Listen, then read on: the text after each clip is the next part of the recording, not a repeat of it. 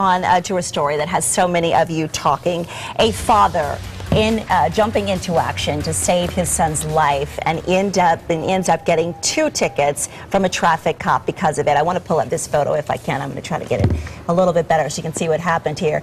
According to Fox News, Frank Roeder took his son to a park in New Jersey to feed some ducks, and he was inside of his Jeep. Okay, let me see. I think I lost the photo here. Let me see if I can get it up for you. There it is. You go ahead. Let me see. Okay. Oh, so, I think I found it. That's the Jeep. Okay, he was inside his Jeep when he noticed his son running toward a steep embankment, and that plunged into the water. He reacted quickly. He leapt out of the vehicle, ran to get his son, grabbed him just feet from the edge, and he must have been having a sinking gut feeling because he looked back and found his Jeep rolling into the same embankment. Adding insult to injury to his vehicle being destroyed, Frank was ticketed by a police officer who showed up there at the scene, not once but twice. The first ticket was for failure to use his parking brake. The other was failure to produce his insurance card, which was in that waterlogged vehicle. So we want your take on this story. Was the officer just doing his job, or did Frank deserve a break for failing to set his brake? What do you think? Wow, there's the letter of the law and the spirit of the law, and I don't think this gentleman, opted to violate the spirit of the law. He was trying to save his son. So I also think that police officers have a difficult job, but they also have a certain amount of discretion in how they, go about their task. So maybe ticket him for the lack of insurance card, which he can then, I guess, if he can show proof a day later, they can remove the ticket.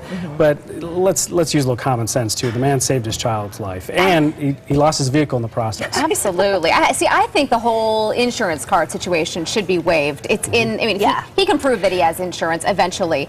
But if he parked that car and he did not set the brake and he got out with his kid, then I could see him being ticketed if it rolled down. But if he was in the car and he just had to go, come on. And if he hadn't reacted quickly to save his son, he might have been ticketed or arrested for child endangerment, perhaps. So, clearly he did the right thing for his family long term, but it does seem a bit odd to go that far. And very quickly, he said he almost brought his 6-week-old son with him. Oh, wow. But at the last minute, his wife said, no, I'll keep the child. So the child would have been in the car as well. Here's what you guys are saying on Facebook. Vicky Vile says, the law is the law. Somebody has got to pay for the damage and the repair.